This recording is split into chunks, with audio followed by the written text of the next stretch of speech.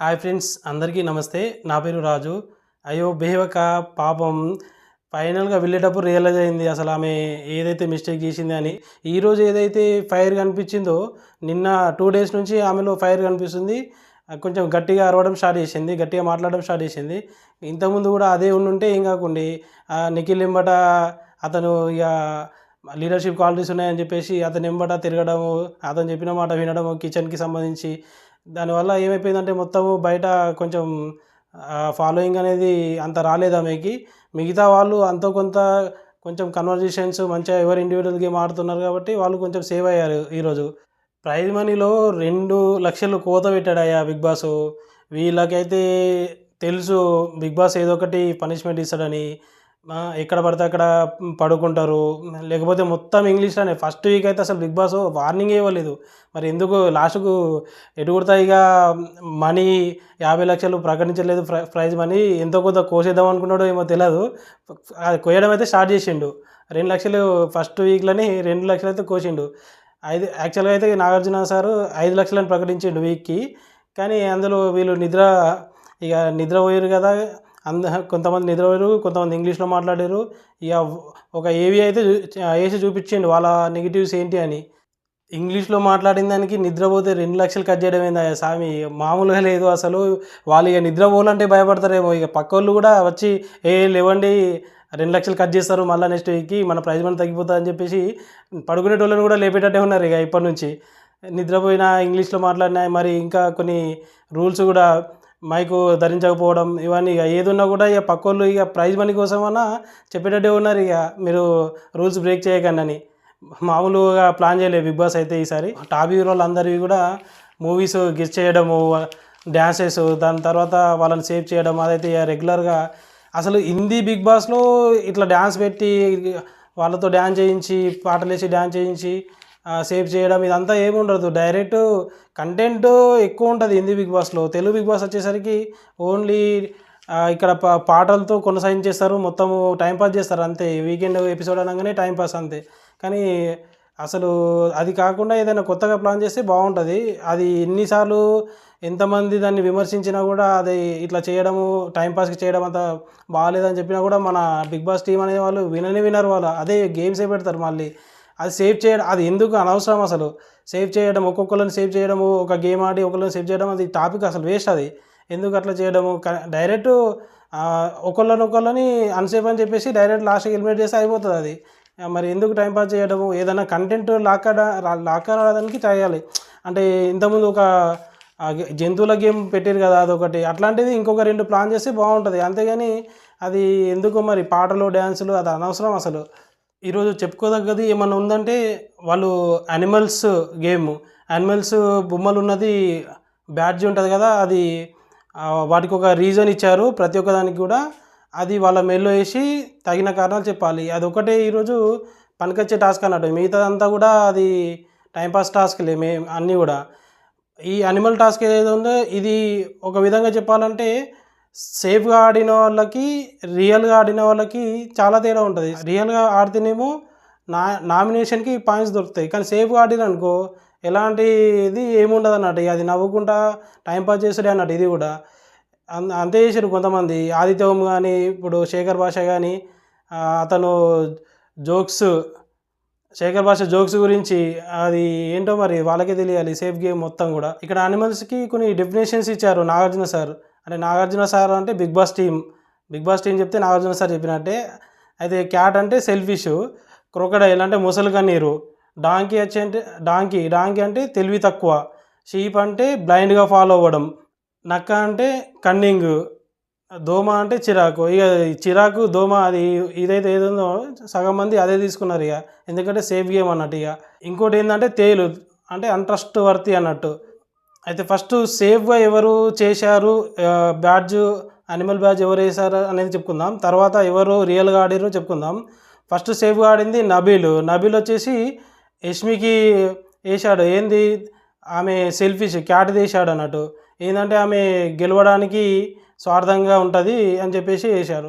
అసలు నబీల్ వచ్చేసి గేమ్ అనేది గట్టిగా ఆడట్లేడు. అతను పాయింట్ రేజ్ చేస్తలేడు. ఏది కూడా ఇంట్లో ఉన్నాడంటే ఉన్నాడు. నాకు తెలిసి మ్యాక్సిమము నెక్స్ట్ వీక్ కానీ ఒకవేళ గేమ్ ఆడలేడు అనుకో ఎలిమినేట్ అయ్యే అవకాశం చాలా ఉన్నాయి. మరి ఎందుకంత ఏదో టైంపాస్కి వచ్చినట్టే ఉంది.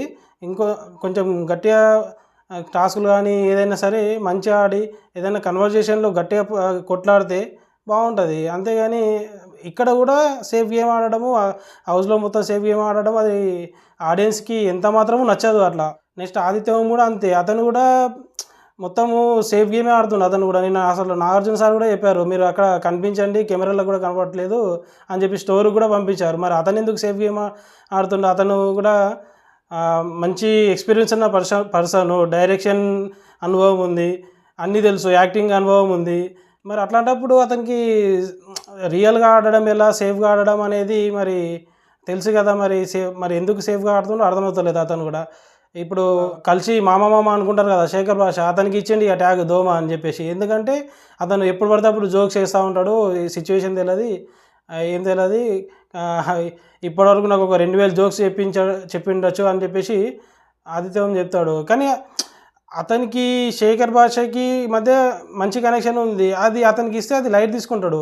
అది వేరే వాళ్ళకి ఇస్తే ఏదన్నా పాయింట్, వేరే వాళ్ళు ఏదైనా వీక్నెస్ ఉంటే అది చెప్పి ఇస్తే అది అప్పుడు అతని గేమ్ అనేది మెరుగ్గా ఉంటుంది.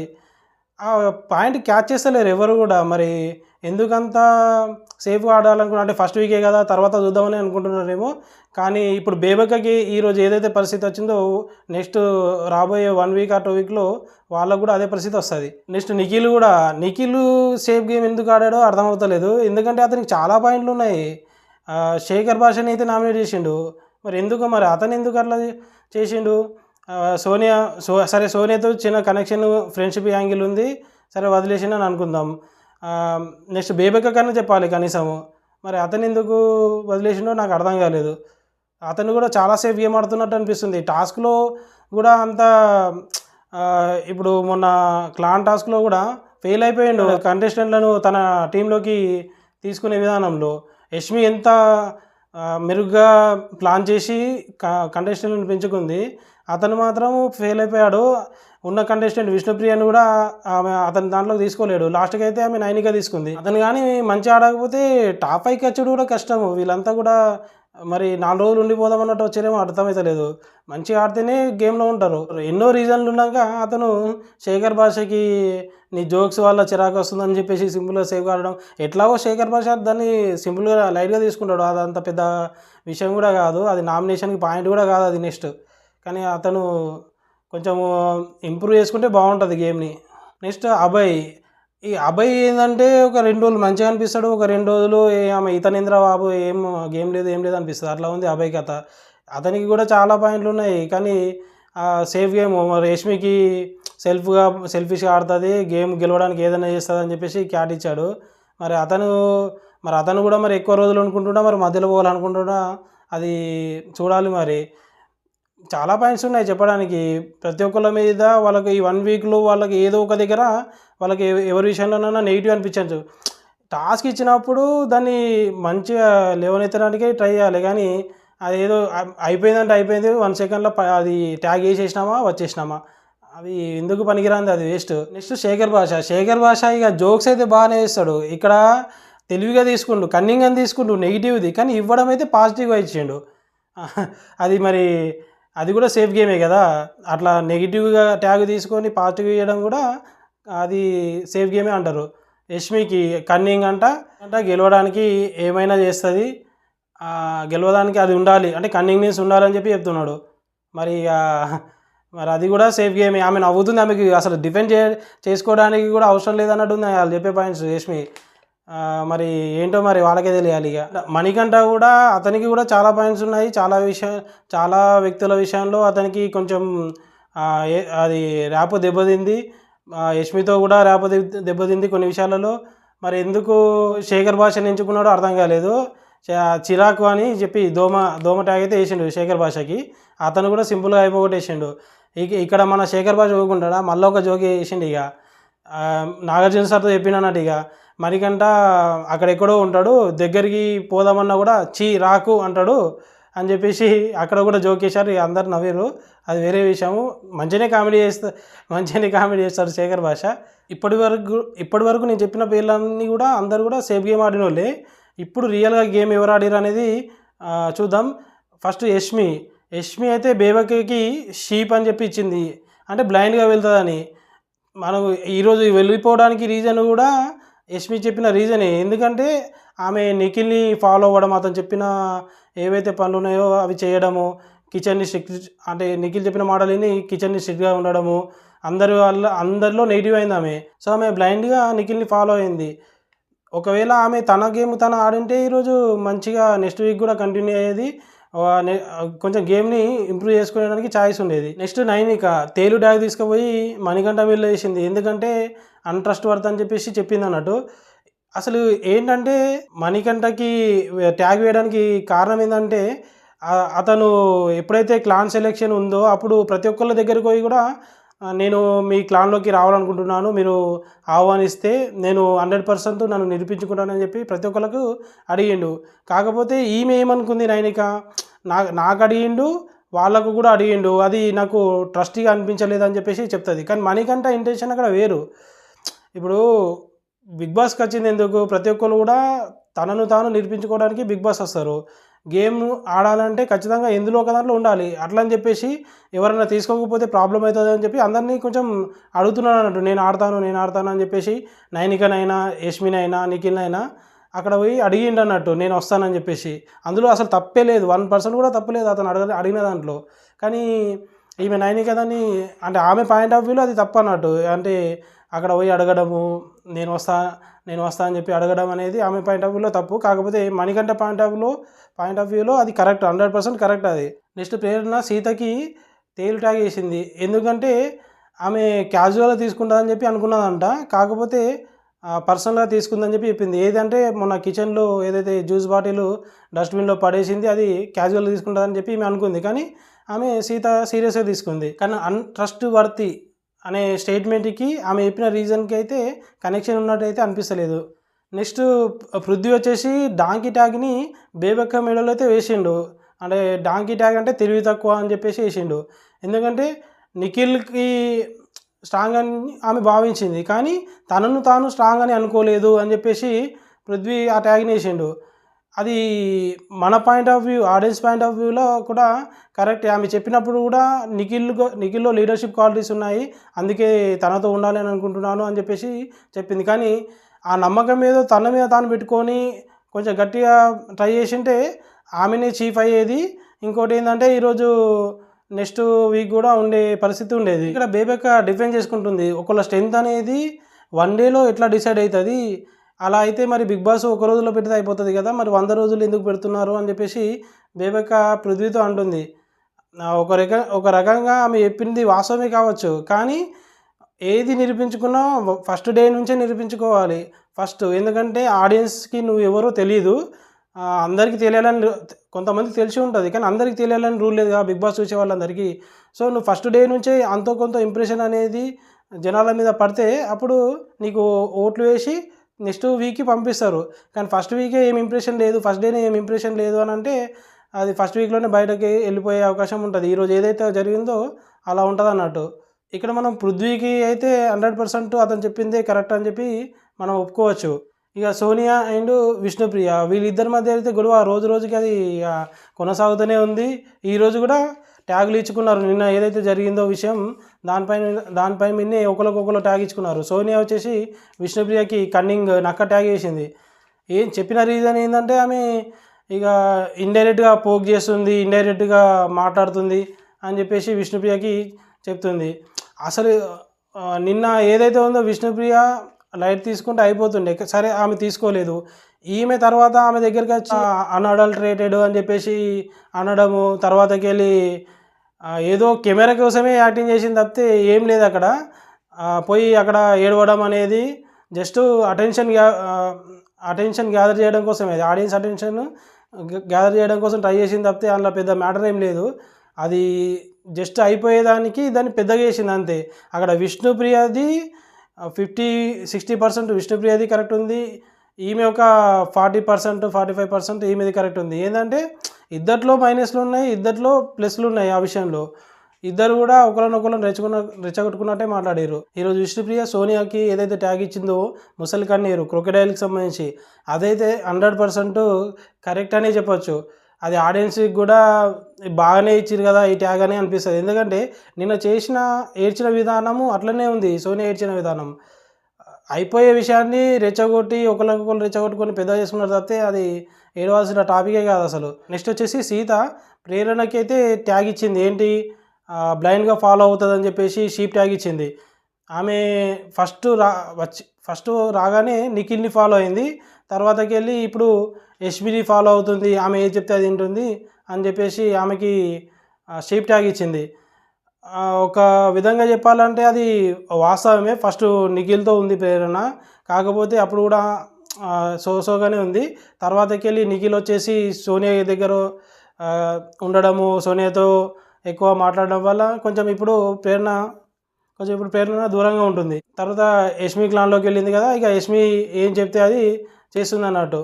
ఇక్కడ సీత ఇంకొక మాట అంది, ఏంటంటే నీకు ఇండివిజువల్ పర్స్పెక్టివ్ లేదని చెప్పేసి అనింది.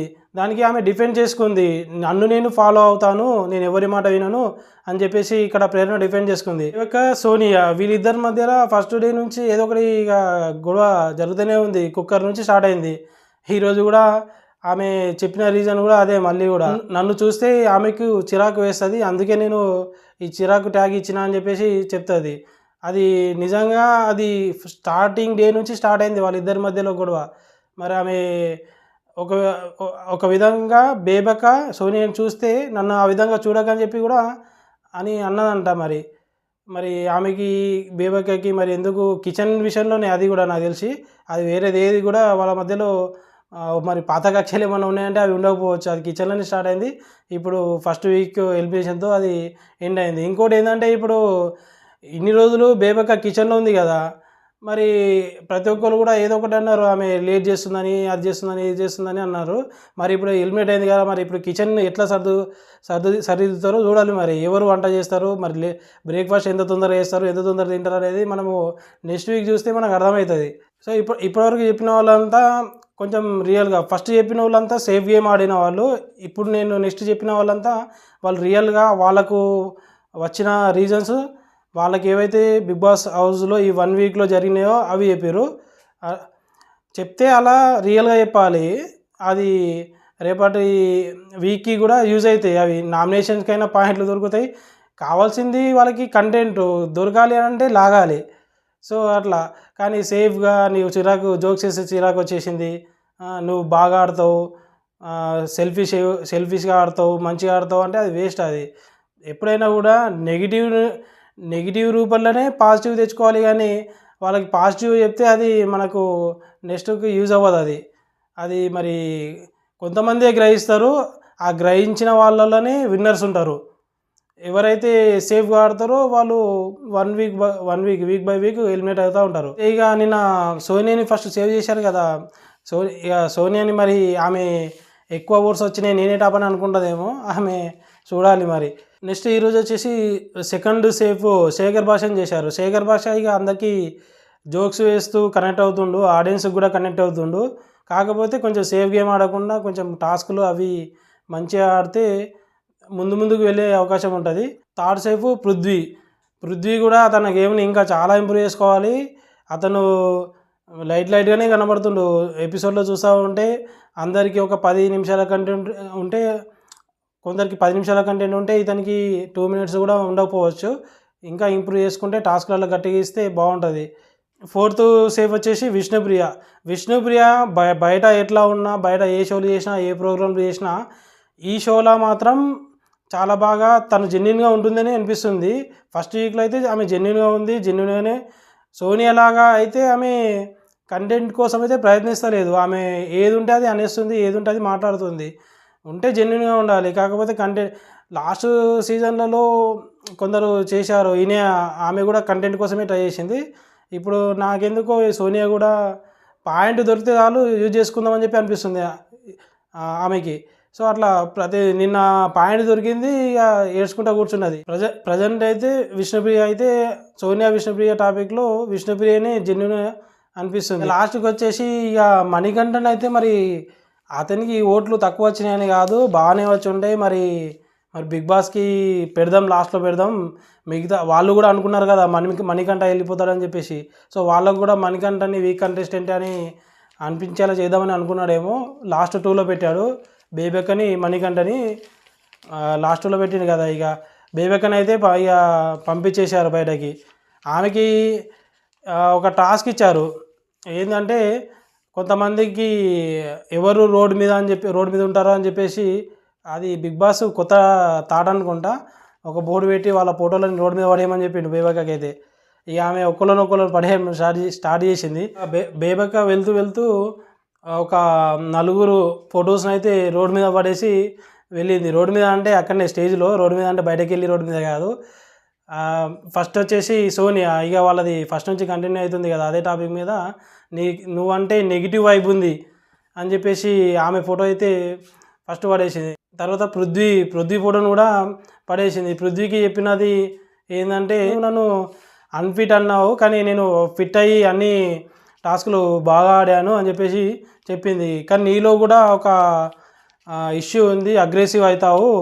లాస్ట్ వీక్లో కూడా నాకు కొన్ని మాటలు అన్నావు, తర్వాత సారీ చెప్పావు, నేను వదిలేశాను అని చెప్పింది అన్నట్టు. ఇక తర్వాత నిఖిల్ విషయంలో కూడా కిచెన్లో నువ్వే ఉండమన్నావు, ఇండివిజువల్గా ఎవరు వంట చేసుకోవద్దని చెప్పి నువ్వే చెప్పావు నాకు.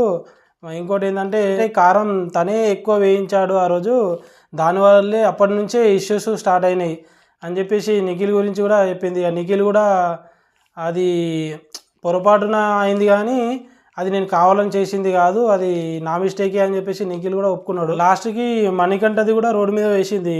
మణికంఠకి ఇచ్చిన రీజన్ ఏంటంటే, నువ్వుగా ఉంటున్నావు, కొంచెం ఇండివిజువల్గా ఉండకుండా అందరితో కలిసి ఉంటే బాగుంటుంది, ఫైటింగ్ స్పిరిట్ ఉంటే బాగుంటుంది అని చెప్పేసి మణికంఠకు కూడా మంచిగానే పోయేటప్పుడు ఒక పెద్దాక లెక్క చెప్పి వెళ్ళింది.